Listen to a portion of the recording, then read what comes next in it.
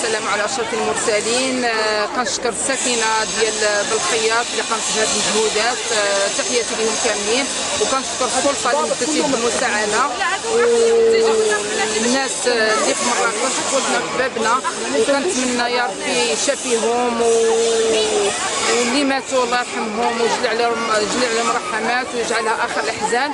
وتبارك الله واحد المبادره اللي هي قيمه، واحد الكونتيتي اللي هو تبارك الله انتم كتشوفوا اللي جابوه الساكنه واشتغلوا معنا وليدات صغار، نساء، شيوخ، شباب، الله يكثر خيرهم.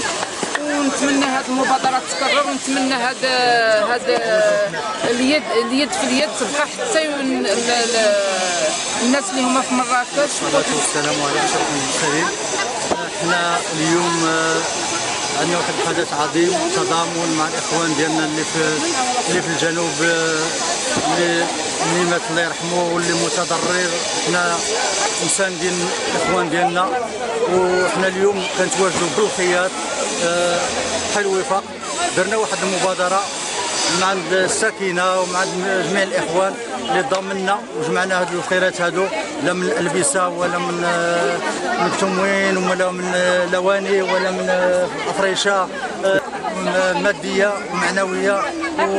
يعني وانا فرحان بزاف والله العظيم من ضمنت الساكنه كامله متضامنه، والسلطات الله يجازيهم بخير، منهم السيد القائد المرينيين، السيد الباشا حتى هو المساعده ديالو، رجال الامن جاو عندنا البارح في العشيه، يعني قاموا قال لك كاين شي حاجه عيطوا لنا نجيو نحضروا معكم ونتضامنوا معكم. عوان السلطه تا هما مساكن كيمشيو ويجيو، وجميع الوثائق يعني وفروها لنا، وكنشكرهم بزاف.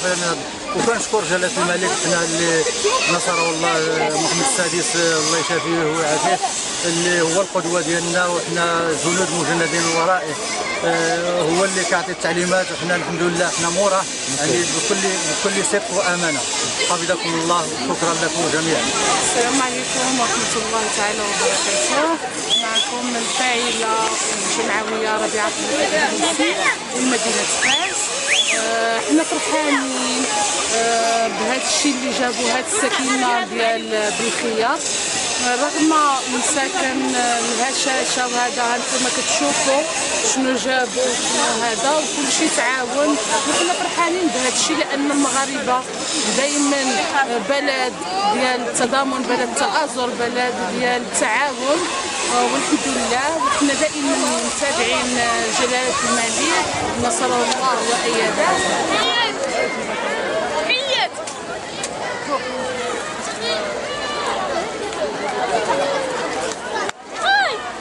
راه متطوع هذا ما شاء الله عليها.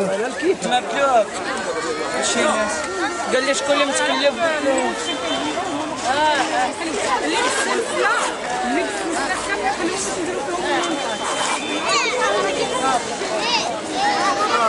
هاد الكواش